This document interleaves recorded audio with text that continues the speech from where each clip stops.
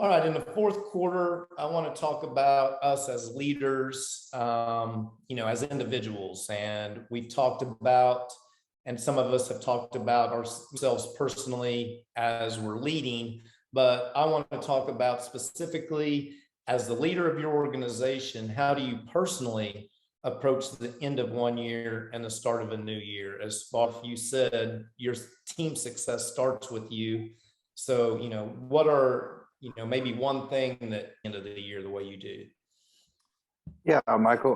One of the, I do a lot of self-reflection, and I do it all throughout the year. And I do think that this is another ideal time to do it because basketball is a very unique sport. I mean, as Coach Watson knows too, is that, in football, you just go straight through. I mean, you may have a bye week, whatever. Baseball, you go straight through. All the other sports, very few sports have where you go and then you got a mandated break. And that's where that's through. The high school or NCAA, like I said, mandates us to take a 7-day break. But what I use, this is a great time for me to really whether it's to call my mentors, and call people and say, hey, this is what we're doing. What would you suggest? What do you think? I know they're not here, but it's a great time to talk to people. One of the biggest things that I've always done in my career too is wherever I go.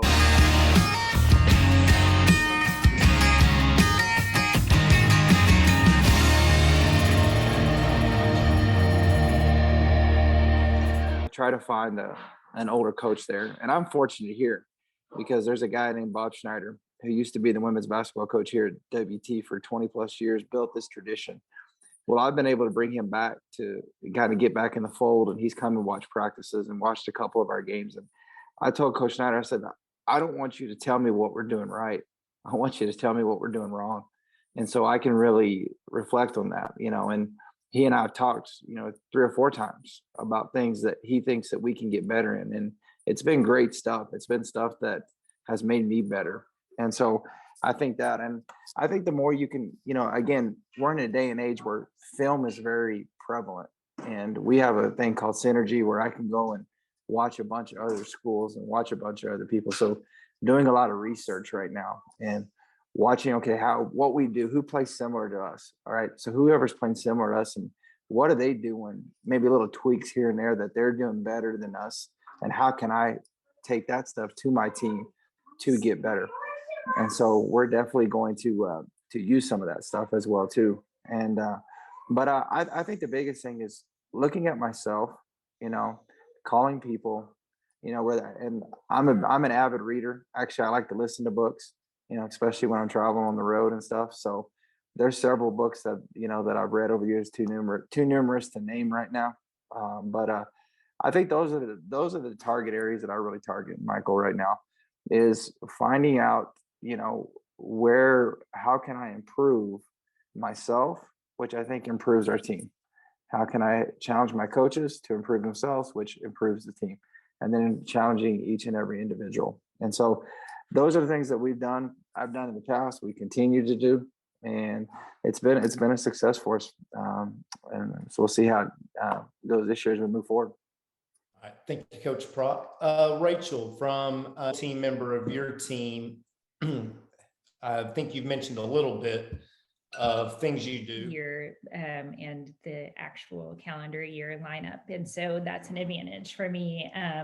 And so I kind of go into the beginning of the year with my own personal New Year's resolution, as well as my business resolutions. But I think the thing that's tricky about resolutions is, if they're too big, how do you really measure if you were making any headway toward that goal? And if they're too just kind of out of this world, that you're setting yourself up for failure, then are you going to be discouraged when you're not hitting goals along the way? And previously, having been a teacher, if you give these students a project, right? And you say, this is your big project and it's for a major grade and here's everything you need in the rubric and it's all lined out for you and you have all this time and go. And then, day of, half of your students don't have projects to turn in, then both the student and the teacher at that point are failing. Because, if they're just now hurrying up and throwing something together to just get a grade to pass, then what did they learn by, and if there wasn't any intention in learning something along the way, why did you assign the project to begin with, right? So to ensure that you kind of don't fall into that failure trap, there really have to be checkpoints along the way. So like personally, if for my New Year's resolution, I was going to say, well, in 2022, I'm going to be the healthiest I've ever been, right? Then great. And that's an awesome thing to work for. But what am I measuring that against? Like, what are my checkpoints along the way? And so like I order a treadmill in January, and then in March, it's just an extension of my closet that I'm using to, draw my clothes on. Like that's not the intention, right? And now like I failed, so I just give it up for the rest of the year, and it's, not even spring. And so, when I approach my business goals and my personal like resolution goals for the year, then I do try to make sure that there's something that I can give checkpoints to, that I can measure my progress along the way, that there's a safety net of some sort for if I am not making those checkpoints, like what am I going to do to bridge that gap and fill that, so I can get to where I wanted to be by the end of the year. And what systems do I need to have in place to make sure that happens, whether it, is identifying a who, if it is needing to pick up a skill, learning something, listening to podcasts or audiobooks about it or whatever it is, just making sure that I have an actual game plan for whatever it is I'm resolved to do, so I don't, set myself up for failure. You mentioned SMART goals, specific goals that you set for yourself. Coach Watson mentioned in the second quarter when evaluating his players and personnel, he's giving them SMART goals, measurable goals that are time specific. Coach Watson, as the leader of your men's basketball program, how do you take this little break to personally prepare yourself, for this next year, ending one and starting another? Well, the 5-day break that we get is much welcomed by me. I mean, as you know, from being in it before, and a lot of people don't understand this about high school coaches, but we do a fair amount of teaching as well. And it's I'm so busy, getting grades in, getting certain students to the finish line, which just shouldn't seem like a big deal with in my health class, because if there's an easier class out there than my health class, I'd sure like to see it. But I still have a few that struggle to get there, and so it's a lot of extra time and effort to get them there. But anyway, I got a lot of clutter in my brain at this time of year. So this 5-day break is great for me. Yesterday I was able to knock out some calls that I needed to make and have some conversations that I needed to have and just get some things off my plate, so I can better execute things going forward. It's 5 days that I get to really focus in on the really important things. Now I'm gonna spend a lot of my time thinking about our team and thinking about the second part of our season, and I'll watch film and I'll do all of that. But I'll also be spending a lot of time with my family and getting to reconnect with some extended family. So it's a great time for me, and it's amazing what these 5 days will do just for my mind and my mental clarity. And then I'll start thinking about, and Rachel kind of mentioned this, the fitness related stuff, just the overall health and wellness type goals. And I think that's very, very important, because I think if I'm going to serve my team in the best manner that I can, that it's important that I have the energy and the mental clarity that I need to do that. So I'm going to really focus in on, how has my diet been, the last several weeks, and what changes do I need to make there? Am I getting exercise regularly? Because I think that's just so important. And then the biggest thing, the thing that so many of us, I think, miss the boat on is, am I getting enough sleep? And am I getting enough quality sleep? Because you can do all those other things right, and if you're not getting enough sleep, you're not getting enough time for your brain to recover a little bit, then you're kind of shortchanging yourself there. So those are some areas that I'm going to really focus on. Decluttering a little bit, getting some things off my plate, focusing on those good personal habits that are going to allow me to go do my job at a much higher level. And hopefully, you lead by example. You're the people around you kind of see those things. They take stock in that, whether it's your assistants, whether that's your players or whatever, but just trying to model good habits, going forward as we close this thing out. Very important. And hey, and I say one more thing real quick. I know this is probably could have been said in the wrap up session, but you gave a shout out to Coach Quigg earlier, and I want to make sure I do too. We all need people, along the way to kind of help us, to empower us. And Coach Quigg a long time ago saw some things in me that I probably didn't believe were there. I was very green as a young coach, and he was always an encourager to me, and still is to this day. I get a text from him every now and then, and it just means the world to me.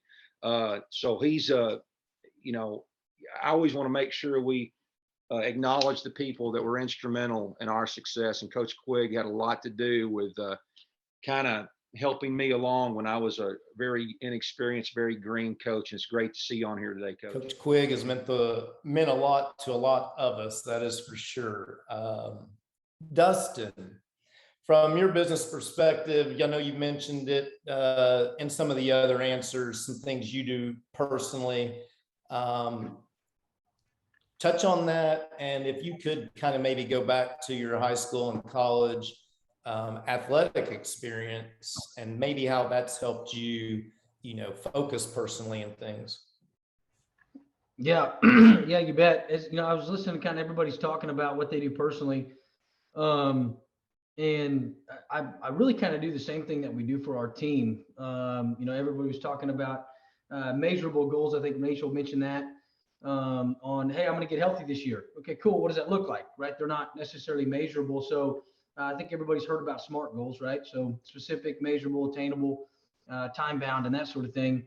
So I try to sit down and do that same thing for me personally. What do I want to do? And I take it down from a spiritual level to a health level, to a family level, to marriage level, and then also from a leadership side, because I subscribe to the thought that I can't pour out of an empty cup.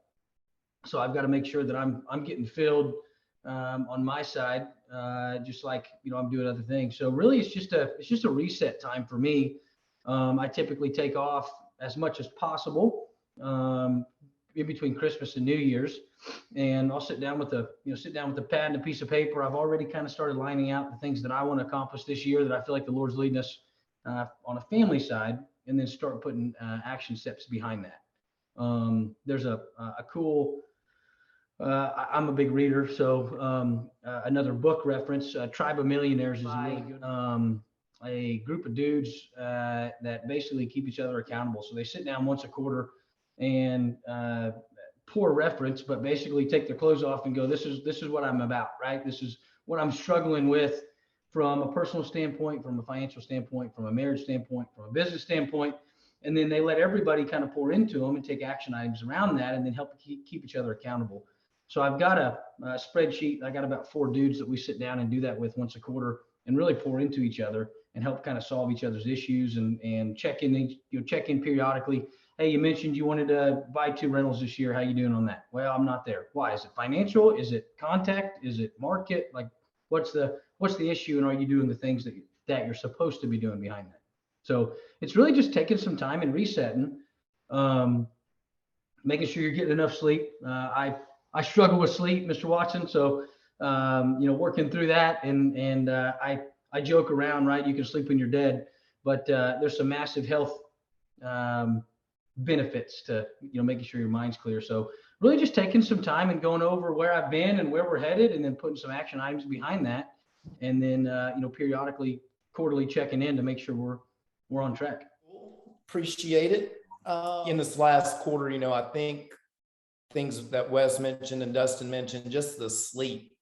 And as leaders, we can often just grind ourselves into the ground, and then we are not the leader that our people need, because we don't take care of ourselves enough, I think. So I found that coaching basketball, you get toward the end of the district season. I know Wes feels it, Coach Prock feels it, any coaches on here feels it. You're just mentally exhausted and you can't be the best that you can be. So I think all of those things were great. Heard a lot of crossover from our business entrepreneur world into the coaching, from that coaching world, passing over to the entrepreneurial side. I believe both groups would be great at either. I know I'd be a lot better high school basketball coach if I was to go back now, just from the things I've learned in the 6 years being an entrepreneur. And the 20 years of coaching helped me be an entrepreneur over the last 6 years. So.